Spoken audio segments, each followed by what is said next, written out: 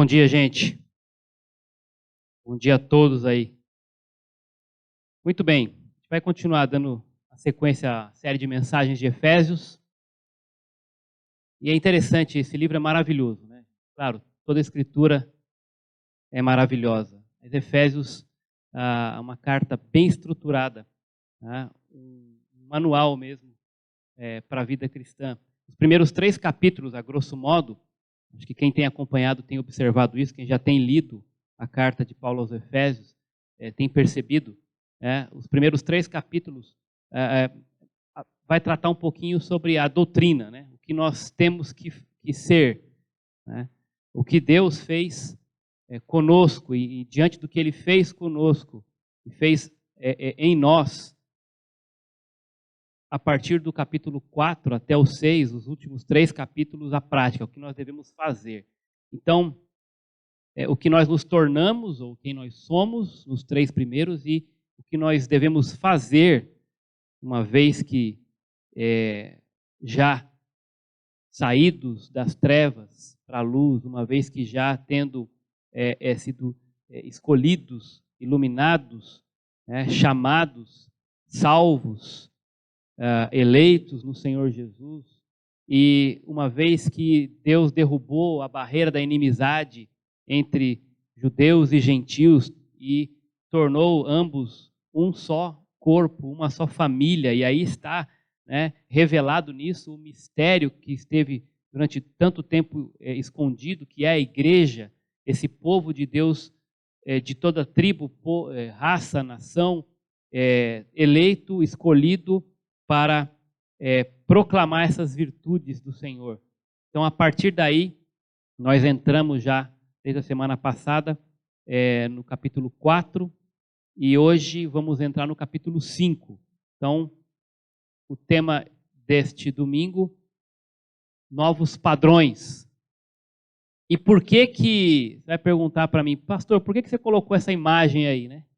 De fato, já há alguns anos, a sociedade está aprendendo a conviver com um novo padrão de comunicação, né? Depois que chegou a tecnologia, especificamente a internet, e com a internet, vários aplicativos aí foram surgindo, né? E agora, nesse momento em específico que nós estamos vivendo, isso tem se intensificado, novos padrões estão sendo incluídos, né, ou vividos a partir dessa crise, a partir desse confinamento. Então, gente que não se comunicava pela internet, agora está sendo obrigado, cultos pela internet, né? Relações comerciais pela internet, gente trabalhando home office, né? Trabalhando de casa, vendendo produtos pela internet cada vez mais. Isso agora é uma urgência, né? Um novo padrão.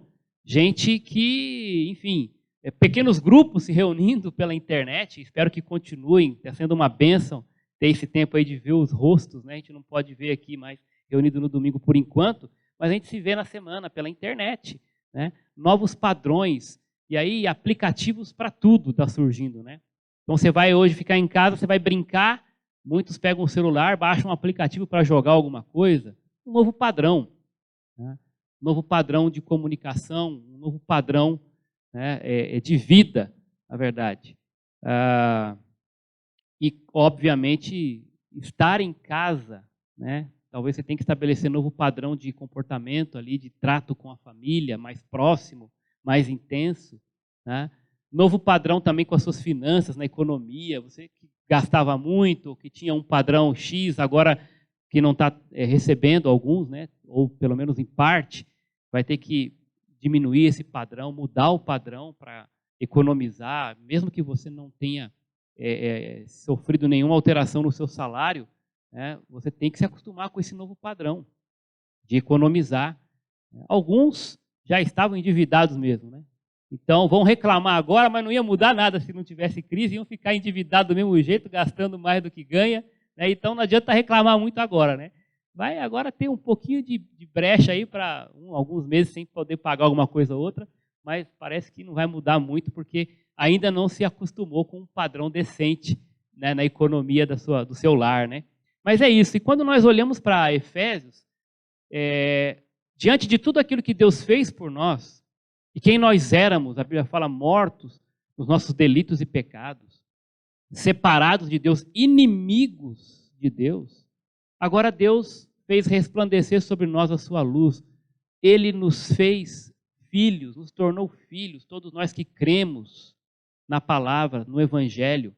Então, diante disso, diante dessa nova vida, surge também um novo padrão. E eu quero olhar com vocês um pouco nesse texto, né, e falando dessa questão de aplicativos, né, se você de repente não sabe ainda o que é um aplicativo, eu coloquei uma definição clássica aí do dicionário.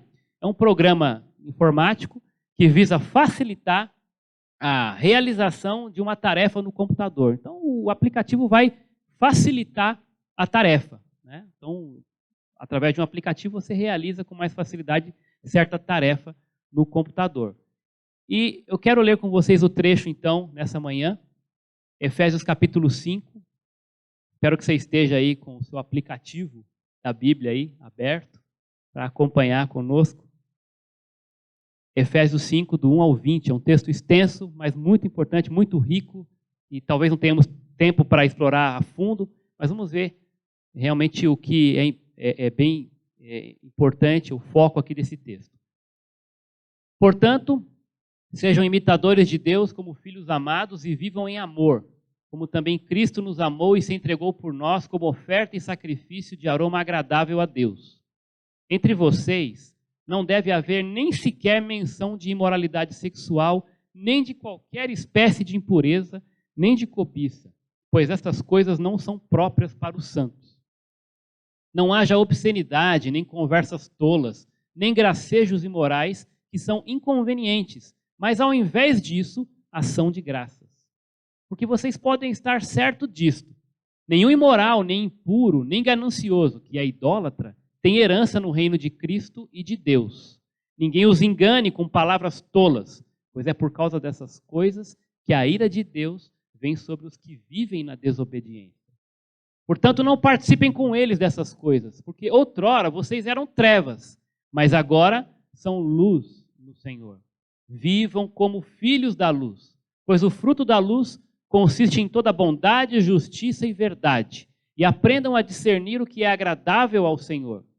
Não participem das obras infrutíferas das trevas, antes exponham-nas à luz, porque aquilo que eles fazem em oculto, até mencionar é vergonhoso. Mas tudo que é exposto pela luz torna-se visível, pois a luz torna visíveis todas as coisas. Por isso é que foi dito: desperta, ó tu que dormes, levanta-te dentre os mortos, e Cristo resplandecerá sobre ti. Tenham cuidado com a maneira como vocês vivem, que não seja como insensatos, mas como sábios, aproveitando ao máximo cada oportunidade, porque os dias são maus. Portanto, não sejam insensatos, mas procurem compreender qual é a vontade do Senhor.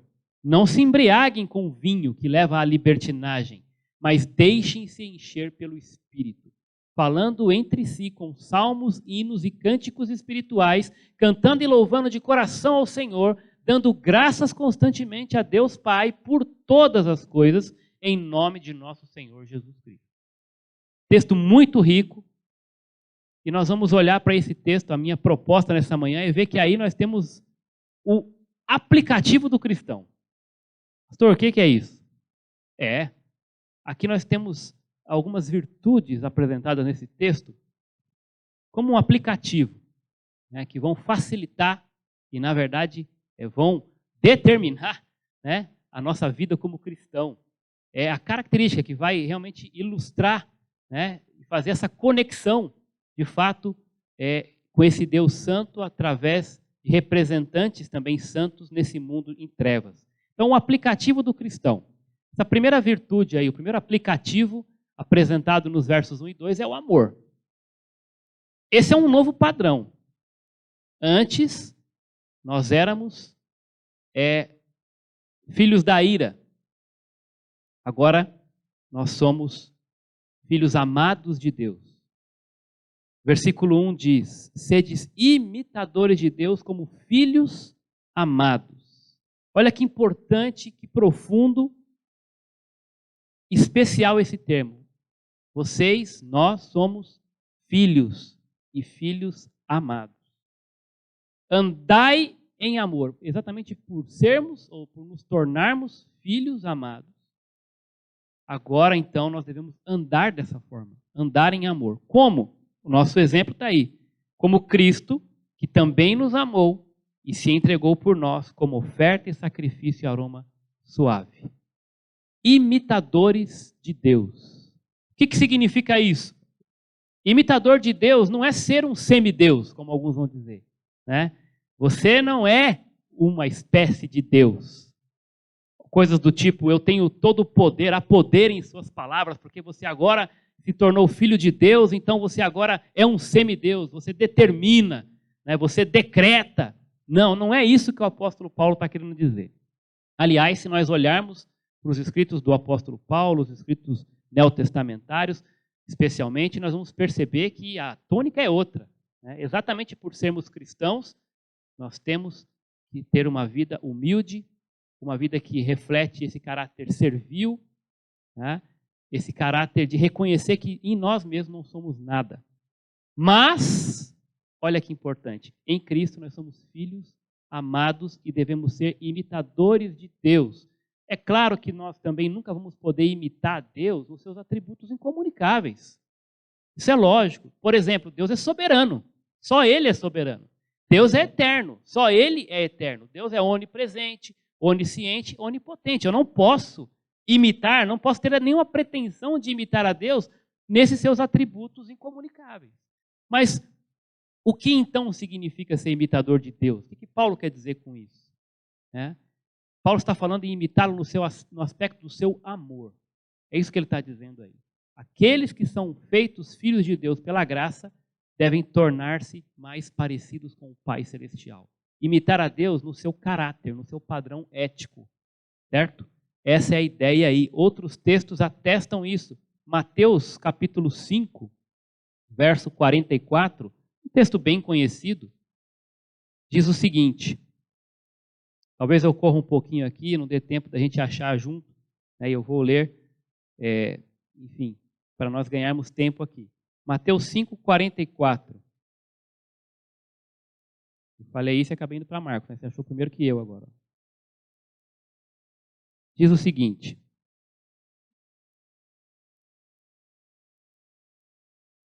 Amai os vossos inimigos e orai pelos que vos perseguem.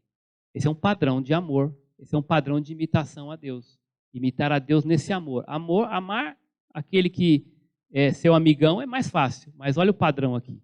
Olha o novo padrão. Depois que você se converte, Deus te dá esse poder, essa capacidade de imitá-lo no seu caráter, de amar, inclusive, os seus inimigos e orar por aqueles que nos perseguem, né? E isso é maravilhoso, poder provar esse amor de Deus e poder imitá-lo nisso. Porque a Bíblia mesmo diz, se você está achando que isso é muito complicado, que isso é injusto, a Bíblia diz que você outrora era inimigo da cruz.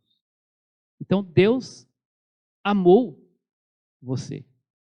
Você era inimigo da cruz. Pastor, mas eu tinha uma vida tranquila, nunca falei palavrão, nunca bebi, nunca fumei. Mas você estava perdido. Por causa do pecado, e o pecado faz separação entre nós e o nosso Deus, nós éramos inimigos da cruz. E Deus nos amou, ainda quando nós éramos pecadores. E é nesse sentido que você deve imitar a Deus, por meio do seu amor. Tá? O verso 48 também fala, né, que nós temos que, como Jesus nesse aspecto, né? Estava lá, acabei saindo. Sede perfeitos como perfeito é o vosso Pai Celeste. Muito bem. Outro texto aí, Lucas 6,36.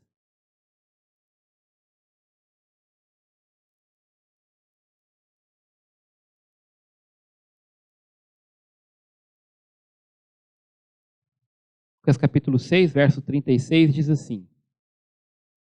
Sede misericordiosos como o vosso Pai é misericordioso. Aqui, outro atributo de Deus que nós devemos imitar, a misericórdia. Misericórdia, e nós vamos ver isso aí também na questão do perdão. Outros textos você tem aí embaixo, né? E eu não vou ler todos, mas é bom para você anotar, para você acompanhar também, tá? Fica gravado aí, Filipenses capítulo 2, temos a mesma atitude que houve também em Jesus, outros textos como Romanos 15, Efésios 5, 25, é interessante que vem no contexto aqui da nossa carta, maridos, amai as vossas mulheres, assim como Cristo amou a igreja. Olha aí que padrão para imitar a Deus nós temos aí como maridos, hein? Amar as nossas mulheres, as nossas esposas, assim como Cristo amou a igreja. É nisso que Deus quer que nós sejamos seus imitadores. Volta lá para o texto de Efésios. Olha que interessante. Imitadores como filhos amados. Imitarmos a Deus, ou imitaremos e imitamos a Deus quando nós andamos em amor. Eu tenho uma foto que eu recebi, uma imagem muito feliz, uma foto que a Juliana Mussi tirou na época do nosso aniversário de 35 anos. E ela me mandou essa foto, eu fiquei até emocionado, né? E aí, se alguns conseguem identificar, né? A gente está ali cantando, a Jane Mascarenhas está dirigindo o louvor lá atrás. E olha aí, né? De repente ela fez essa imagem aí, né? O Heitor do meu lado ali, igualzinho, imitando. E olha que não foi combinado. Eu tenho esse costume, né? E tal, a gente tem algum jeito de ficar, né? E tal. E o menino estava igualzinho, rapaz. Olha só. E aí ela tirou essa foto, depois colocou, né? Tal pai, tal filho, né? E a ideia aqui é exatamente essa. Imitarmos a Deus como filhos amados. O filho herda a natureza do pai e ele acaba imitando o pai. O jeito de sentar, o jeito de falar, alguns trejeitos, né? Algumas coisas que gosta, que não gosta. Enfim, eu me pego muitas vezes fazendo brincadeiras com meu filho que meu pai fazia comigo. Né? Exatamente do jeito, a maneira de falar. Então, é essa a ideia aqui. Você, como um filho amado, ter prazer de imitar o pai. Você tem tanta intimidade com o pai, tanta proximidade com o pai, que você acaba adquirindo, por herança também, mas adquirindo por intimidade mesmo, por contato, por essa rotina de proximidade, você acaba adquirindo, né, o jeitão do pai. É isso que Deus espera de nós, que você o imite nesse sentido do seu caráter, tá bom? Viver aí, a ideia de viver ou de andar em amor é uma ideia de fazê-lo de forma contínua. É isso que o termo no original pressupõe, o andar contínuo. Né? E o contexto aí do capítulo 4, quando nós terminamos o 4 no verso 32, vai falar do perdão. Sede bondosos e tende compaixão uns para com os outros, perdoando uns aos outros, assim como Deus vos perdoou em Cristo. O perdão é o amor em prática. Esse amor também no verso 2, assim como Cristo nos amou e se entregou por nós como oferta e sacrifício em aroma suave. Essa ideia também de imitá-lo com um amor que é sacrificial, um amor que se doa e está pronto a ajudar e se entregar. Essa é uma ótima oportunidade nesses dias que nós temos para imitar a Deus nesse aspecto do seu amor sacrificial, ajudando o próximo, ajudando as pessoas, doando-se um pouco mais. Eu vou dizer para vocês que o fato de obedecer até essa determinação de ficar em casa é um gesto de amor. É um gesto de amor sacrificial. Talvez você se ache, né, o fortão, que vai fazer, que, né, não precisa seguir nada, tal, não precisa obedecer. Primeiro porque você já está infringindo um princípio de obediência às autoridades. Se a autoridade está pedindo para você ficar em casa, está pedindo para você tomar certos cuidados com a higiene, né? Então, isso por uma questão de obediência à autoridade já deveria fazê-lo. Mas também por uma questão de amor a Deus, de imitar a Deus nesse seu caráter, né? Pronto para ajudar, pronto para se entregar, pronto para fazer o seu sacrifício, nesse sentido, para colaborar, para contribuir, tá bom? Com toda essa campanha, toda essa guerra que estamos enfrentando aí, cada um fazendo a sua parte, e os cristãos deveriam ser exemplo nisso. Não querer confrontar, bater de frente, como lá no primeiro ponto, né, imitar Deus. Eu sou Deus, então não pego o vírus porque eu sou filho de Deus. Não. Não brinque com isso. Ao contrário, Deus vai estar aprovando você, Deus vai estar recebendo como aroma suave um comportamento de obediência, de serviço e de sacrifício. Muito bem. O segundo aplicativo aí é a pureza. E aí é um texto extenso onde ele vai falar bem diretamente, palavras duras, exortações assim profundas a respeito de como deve ser o comportamento dos cristãos em relação a essa questão da pureza. Né? O primeiro ponto do amor está ligado à santidade, ao sacrifício. E esse aqui é a santidade. A pureza está ligada à santidade. Olha só os versos 3 até o 14, que nós já lemos, ele vai fazer exortações pesadas aqui, orientações bem diretas. Ele vai usar a palavra no versículo 3 aí, prostituição, que é a palavra porneia, né? Impudicícia em outras versões, que pode incluir a ideia de imoralidade e perversão sexual de quase todos os tipos, ou seja, envolve tudo o que opera contra a união que deve durar toda a vida entre o homem e uma mulher dentro da santidade dos laços matrimoniais. A questão também de cobiça, ele fala isso nem sequer deve ser mencionado entre vós. Ele fala porque isso convém a pessoas santas. Filhos amados de Deus devem se afastar disso. E ele vai dizer, não haja indecências nem conversas tolas ou palavras vãs, né? Proíbe aí, no caso, essas palavras vãs, tipo de conversa que, segundo Plutarco, um filósofo grego, provém de um homem bêbado. Palavras tanto sem sentido quanto sem utilidade. Eu estava lendo sobre essa questão também da palavra vã, palavra torpe, e a ideia do original é de dois tipos de peixes. Né? Porque a gente pensa que palavra torpe é só palavrão, mas não. É palavra imprópria. Tem peixe, por exemplo, carpa ornamental. É um peixe, mas que não é para consumo. Não se come esse tipo de carpa ornamental. Então tem o peixe impróprio e tem o peixe podre. Tem peixe que você pode consumir, mas se ele estiver podre, você não pode comer porque vai fazer mal. E tem o peixe que você não pode comer porque é impróprio para consumo.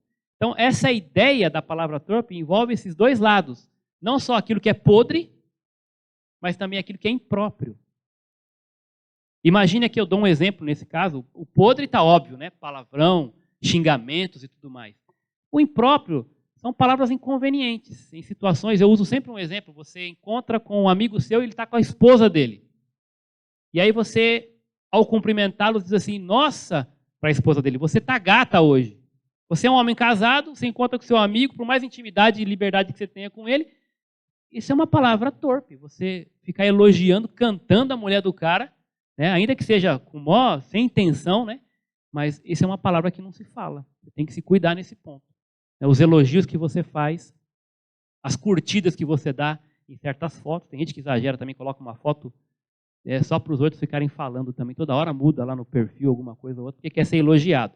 E às vezes é mulher casada, homem casado aí, e aí depois dá problema, né? Então você que tem que também se cuidar nessas postagens, mas vocês também curtindo coisas com palavras inconvenientes, elogiando a mulher dos outros, por exemplo, nesse sentido, tem que tomar cuidado. Né? Então é aquilo que é podre, mas também é aquilo que não convém, aquela conversa que realmente não vai ser produtiva e edificante naquele momento. Tá bom? Então é essa a ideia aí das palavras, das conversas tolas. E olha como esse trecho do 5 até o 7 é pesado. Porque vocês bem sabem que nenhum devasso ou impuro ou avarento que é idólatra tem herança no reino de Cristo e de Deus.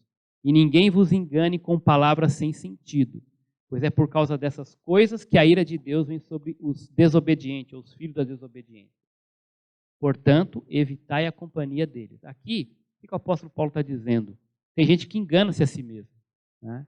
Então, tem gente que acha que pode viver dos dois lados.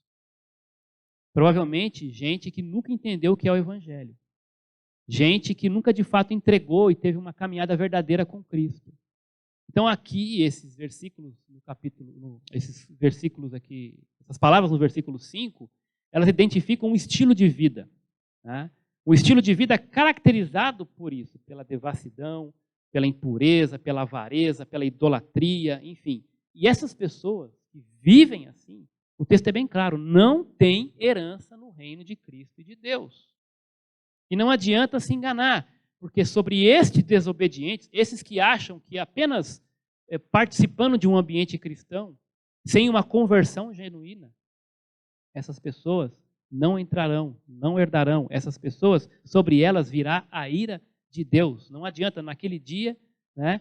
Não adianta reclamar, apresentar a sua carteirinha de membro da igreja, de contribuinte fiel, se você não teve um encontro verdadeiro, se você não se tornou de fato um filho amado de Deus, e ele vai falar depois aqui, um filho da luz, você está enganando-se a si mesmo. Você sofrerá a ira de Deus. Se a sua vida tem se caracterizado por essas práticas aqui, imorais, impuras, você deve avaliar-se a si mesmo, se de fato já tomou uma decisão para Jesus. Porque o texto é claro, essas pessoas não têm parte no reino de Deus e de Cristo. E ele diz assim, evita essas pessoas, não sejam participantes com eles. Isso não significa deixar de conviver, porque nós estamos no mundo e temos que ser agentes nesse mundo perdido. Não é deixar de conviver com os incrédulos. Eu não posso nem, quarentena total com os incrédulos daqui para frente. Não. Eu tenho que interagir com eles. O que eu não posso é conviver com as práticas, com aquilo que eles fazem. Eu não posso praticar o que eles praticam. Tá? Como diz o salmista, né? Não posso ouvir o conselho dos ímpios, se deter no caminho dos pecadores e nem se assentar na roda dos escarnecedores. Mas eu tenho, como vai dizer o texto em seguida, ser luz no meio deles, sim. E aí está a partir do versículo 8. Por que eu tenho que ser luz? Olha que interessante, ele diz, vocês eram trevas e agora são luz. Ele não disse que nós estávamos em trevas. É mais forte isso, né? Ele diz que nós éramos trevas. E também não diz que agora nós estamos na luz, apesar de também estarmos, mas é mais profundo. Nós agora não só estamos, mas nós somos luz. Porque nos tornamos filhos da luz. Somos luz. Carregamos em nós, conosco, no nosso corpo, o próprio Deus, o Espírito Santo habitando em nós. Então, a luz está em nós. Nós somos luz. Não somos Deus, mas Deus está em nós. Significa que agora, então, por conta disso, eu devo viver de acordo com aquilo que eu sou. A luz, quando você pensa em luz, olha quanta coisa, ainda muito mais, né? A luz, ela purifica, ela ilumina. Por isso que eu estou falando desse ponto de pureza, né? E coloquei a lâmpada, né? A luz ela é símbolo de pureza, né? Ela ilumina, ela aquece, ela aponta a direção, ela avisa sobre perigos, ela gera vida. Essas marcas, essas qualidades precisam estar presentes em nossas vidas, como filhos da luz. Precisamos produzir, como filhos da luz, frutos, né, luminosos. E ele, olha que beleza, que maravilha essa definição aí, né? O que são os frutos da luz? Eles resumem em bondade, justiça e verdade. É tudo o inverso dos filhos das trevas. O cristão tem que se destacar pela sua bondade. O cristão tem que se destacar nesse mundo corrompido pela justiça e mais ainda também pela verdade. Conhecendo as Escrituras, conhecendo Deus das Escrituras e refletindo, imitando o seu caráter de amor, de bondade, aqui o caráter de luz que reflete a sua justiça e também a sua verdade. Essa deve ser as características marcantes dos filhos da luz. Bondade, justiça e verdade. Poderíamos passar algum tempo aqui dando exemplos, né? Situações, ilustrações, né? De bondade, justiça e verdade. Mas você sabe muito bem, no seu dia a dia, quantas oportunidades Deus tem te dado para refletir esse fruto, né, luminoso, como filho da luz, de ser bondoso nesses dias, de ser justo, se você é empregado, se você é patrão, se você é comprador, se você é vendedor, e de ser verdadeiro nas suas relações, nos seus atos, nas suas atitudes e até nos seus pensamentos. Não basta, versículo 11, apenas viver como filhos da luz. Não devemos ser cúmplices das obras infrutíferas das trevas. Então não é porque agora eu sou filho da luz, então deixa quieto, eu vou ficar de boa, né? E só não vou fazer. Mas ele fala, não é só uma questão de não fazer. A questão agora é de você não contribuir, mas também reprovar. Reprovar. Então, eu não minto, mas se o cara está mentindo do meu lado, meu irmão está mentindo, então é ele, a vida dele é dele, ele que cuida da vida dele. Não. Um professor meu dizia que quando nós nos convertemos, nós agora devemos ter uma intromissão santa na vida uns dos outros. Né? A sua vida é problema meu também, como cristão, porque nós todos juntos carregamos o nome de Cristo.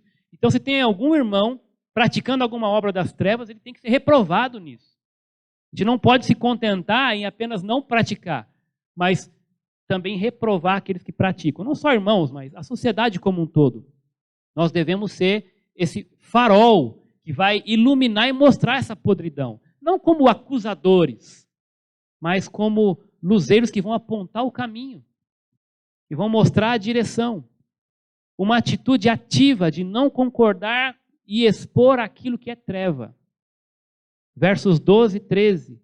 O pecado não pode ficar oculto diante da luz. O texto diz, é vergonhoso até mesmo mencionar o que eles fazem às escondidas, às ocultas. Né? E olha que interessante aqui. Desperta tu que dormes. É uma chamada para todos estes do contexto do versículo 5 que estão enganando a si mesmos. O texto vai dizer, olha, acorda. O texto vai dizer, levanta.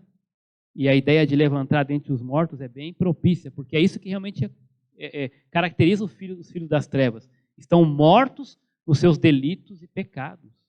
Então, a ideia é quando Deus nos salva, Deus nos tira dessa situação, o que ele faz acontecer conosco? A conversão é como um despertar do sono, é como um despertar da morte, um arrancar das trevas para a luz. A obra de Deus em nós é tirar-nos do sono da morte e da própria morte e das próprias trevas. Não é pouca coisa, irmão, que aconteceu com você.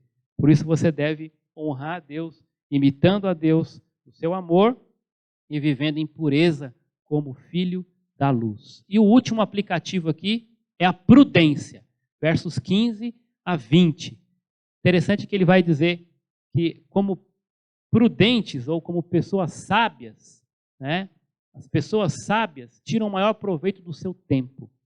Olha que interessante. Estai atentos para que o vosso procedimento não seja de tolos, mas de sábios, aproveitando bem cada oportunidade, porque os dias são maus. A ideia aí de remir o tempo, né, é a ideia de comprar de volta. Comprar de volta para si.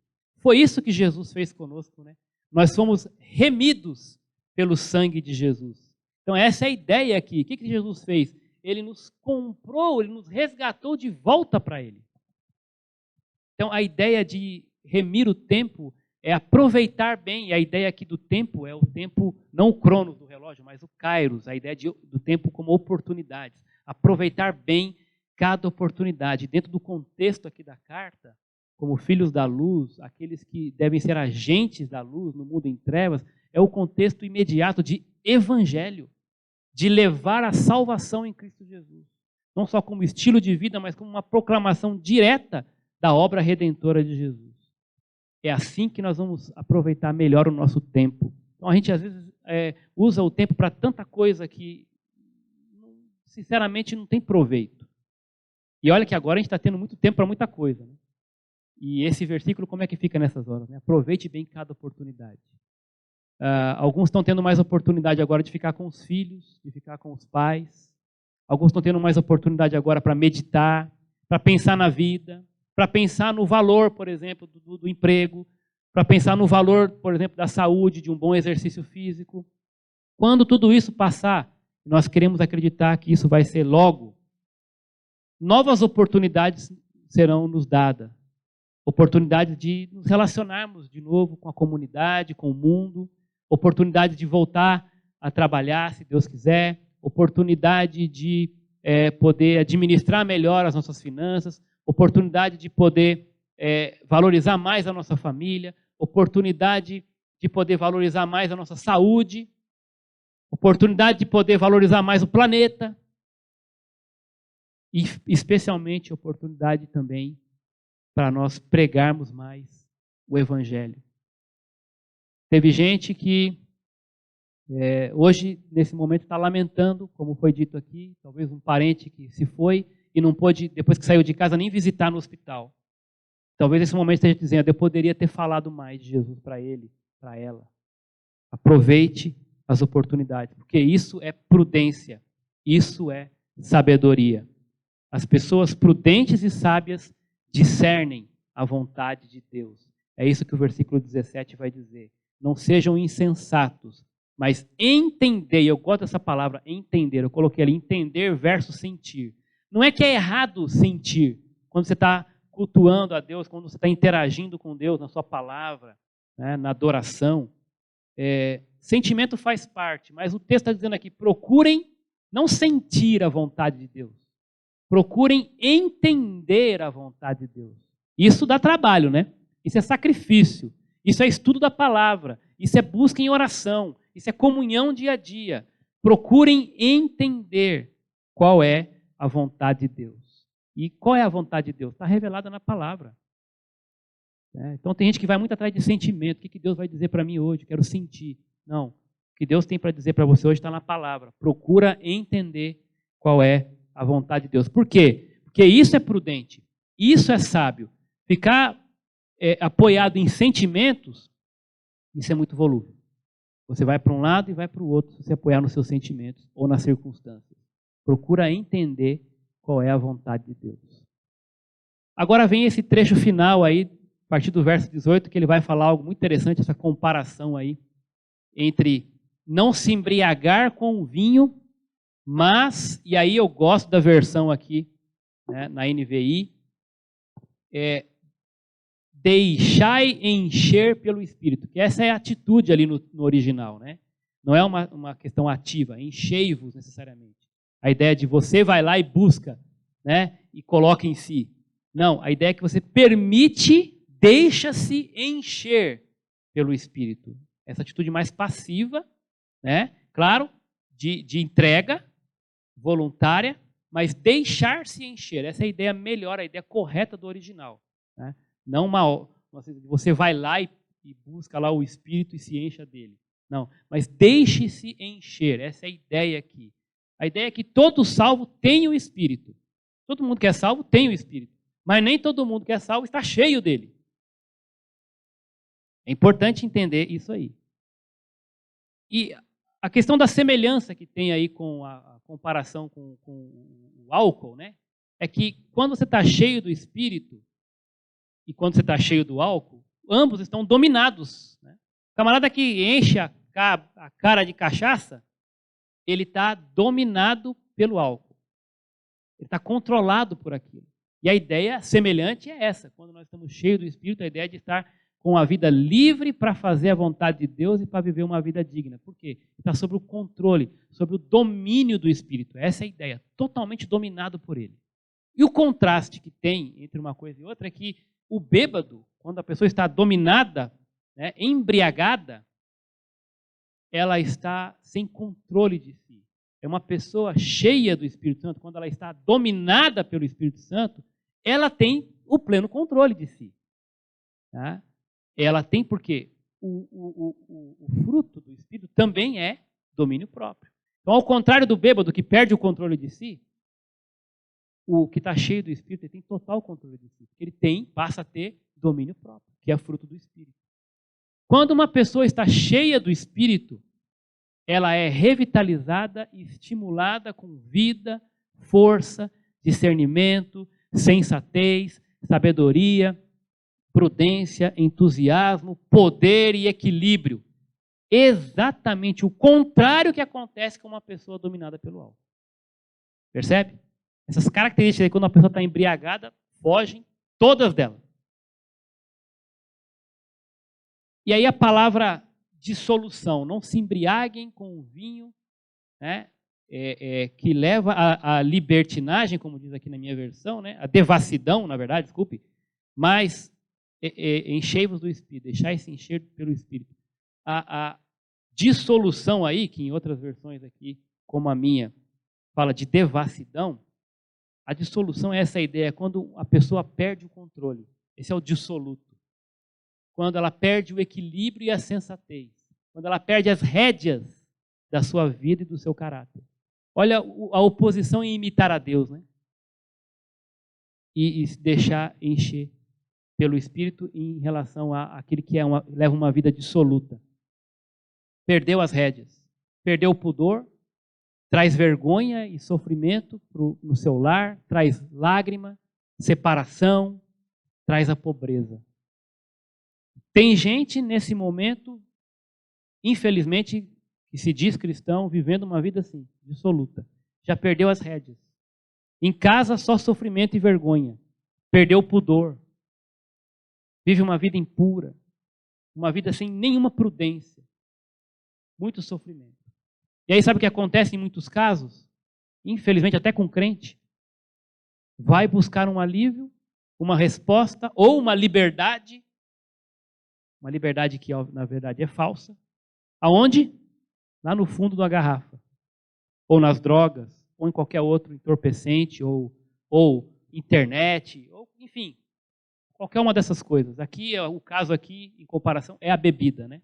Por isso a ênfase aí. E aí ele vai encontrar na bebida, ou qualquer outra fonte de idolatria, a embriaguez, um falso estimulante, uma falsa liberdade, vai buscar uma resposta falsa, um substituto falso, um substituto barato e maldito e artificial para a verdadeira alegria que só Deus, que só a presença do Espírito plenamente pode dar. E isso acontece com muita gente. E tem acontecido talvez agora. Gente que nesse momento nem está assistindo, adorando a Deus nesse momento conosco, e está em algum ato dissoluto nessa hora. Talvez assistindo o que não deve, falando o que não deve, enfim, tentando se aliviar ou buscar prazer e alegria em coisas deste mundo que são falsas, malditas, passageiras e que levam à destruição. Essa é uma avaliação que cada um de nós temos que fazer. Se isso tem sido a linha da nossa vida, então nós não estamos nos enchendo do Espírito. Quem sabe até nem ainda conhecemos verdadeiramente esse Deus. Ao contrário disso, né, o resultado da plenitude do Espírito é o quê? Uma vez que a pessoa está cheia do Espírito Santo, o mesmo, ou seja, o próprio Espírito, a enobrece, a eleva, a santifica, humaniza e transforma essa pessoa verdadeiramente à imagem e à semelhança de Jesus. E aí nos dá poder para, de fato, sermos imitadores como filhos amados. Os benefícios de uma vida cheia do Espírito Santo, versículos 19 e 20 para terminar. Primeiro, a comunhão, falando entre vós, com salmos, hinos e cânticos espirituais. É uma comunhão plena e edificante entre os irmãos. Esse é o resultado de uma vida cheia do Espírito. Outro resultado é a adoração. Né? Entoando e louvando a Deus de coração, com cânticos, né? E versículo aqui na íntegra, né? Falando com salmos, hinos e cânticos espirituais e cantando e louvando ao Senhor de coração. Não pode ser algo frio, é de coração e ao Senhor. É uma adoração verdadeira, que tem que ser de coração. Então, não pode ser um culto carnal. Quando eu falo carnal, eu não estou falando só daqueles exageros, daquelas extravagâncias em alguns cultos que a gente ouve falar por aí, até vê, né? Não é isso necessariamente, não é só isso. Às vezes é aquele culto frio, a pessoa vem e para ela a vida cristã fica uma coisa mecânica. Né? Não tem mais aquele sentir e não tem mais também aquele entender da vontade de Deus, aquela compreensão que nos faz vibrar. Então, o culto fica muito carnal, muito mecânico, muito naquela base da troca. Esse não é o culto, a adoração que se espera de uma vida cheia do Espírito Santo. É uma adoração de louvor, de coração ao Senhor. E, finalmente, aqui a gratidão. Dando sempre graças a Deus por tudo. Uma vida cheia do Espírito é uma vida cheia de gratidão e não de reclamação. Que, aliás, é o que nós temos visto muito nos comentários de muito crente diante dessa situação que nós estamos vivendo. Ao contrário de sermos imitadores de Deus e agimos por meio de um amor sacrificial, com bondade, justiça e verdade, tem gente que olha para essa situação e só critica, só reclama, só vê as coisas negativas. E às vezes até questiona Deus. E fica ali murmurando porque não tem isso, que vai perder o emprego, porque não tem como abraçar ninguém, porque não tem como isso, não tem como aquilo. Gente, vamos agir com amor. Vamos agir com ação de graça, com gratidão no nosso coração. Senhor, muito obrigado, porque apesar de tudo, eu tenho aqui, estou com a minha família. Eu tenho uma casa. Apesar, mesmo que eu perdi o emprego, o Senhor tem me sustentado, tem me acolhido, tem dado saúde. E mesmo se eu estou no hospital, o Senhor é comigo, não vai me abandonar. Em última instância, né, eu tenho a vida plena no Senhor. Porque a minha esperança não está nas coisas dessa terra. Então pare de murmurar, pare de reclamar, pare de ter uma atitude negativa, de desespero ou falta de esperança. Tenha uma vida de gratidão. E se não está conseguindo, talvez é porque não tem o Espírito. Ou não está cheio do Espírito. Avalie-se. Uma vida plena do Espírito Santo é uma vida de comunhão, de adoração e de gratidão, que aliás são 3 características fundamentais na vida da igreja. Não é à toa que nesse contexto ele fala, essa carta ele vem falando que esse é um mistério. Deus agora, né, criou, separou esse povo santo, chamado de igreja, para exatamente representá-lo nessa terra, ilustrar o seu caráter, imitar o seu caráter. E a igreja, nesse momento de comunhão, adoração e gratidão, vai refletir essa luz para o mundo. Né? Vai, de fato, mostrar essa prudência e sabedoria que vem do alto. O que é agradecer por tudo? É óbvio que tem que entender o contexto aí. Né? Não dá aqui para fazer uma má interpretação, imaginando que, por exemplo, eu posso agradecer pelo adultério do meu cônjuge. Será que é isso? De jeito nenhum. Dá para agradecer pelo adultério do cônjuge. Né? Não dá para agradecer por um filho que caiu nas drogas. Ah, Senhor, muito obrigado. Apesar do meu filho estar nas drogas, muito obrigado por isso, pelas drogas. Não dá para agradecer. Não é isso que o texto está dizendo. Ou agradecer pela corrupção do país, né? O poder público. Não é essa a ideia. Não posso dar graças a Deus pelo mal moral. Não posso agradecer pelo mal moral. Mas como diz o contexto, dar graças a Deus e Pai em nome do nosso Senhor Jesus Cristo. Ou seja, tudo aquilo que é autenticado pela pessoa, pelo caráter, pela vontade de Deus em Cristo. Tudo aquilo que não for compatível com o louvor ao Pai em nome de Jesus, eu não devo dar graças. Para terminar, 1 Coríntios 10, 31. Quem lembra? Vamos ver aí você em casa, você está falando aí. Não pode olhar agora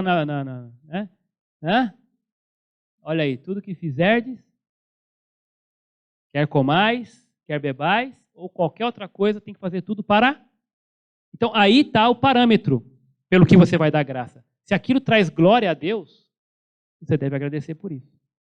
Se aquilo traz glória a Deus, deve agradecer por isso. Colossenses 3, verso 17. Também nessa mesma linha. Colossenses 3, 17. Diz assim: e tudo quanto fizerdes, quer por palavras, quer por ações, fazei em nome do Senhor Jesus, dando graças por Ele a Deus Pai. Olha de novo aqui, né?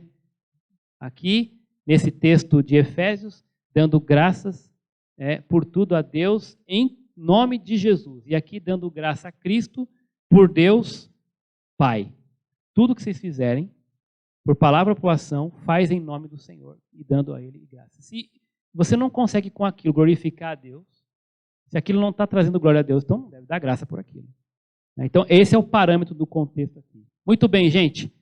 Para terminar, então qual é o aplicativo do cristão aí? Espero que isso tenha fixado aí. Se não fixou, tem que fixar agora.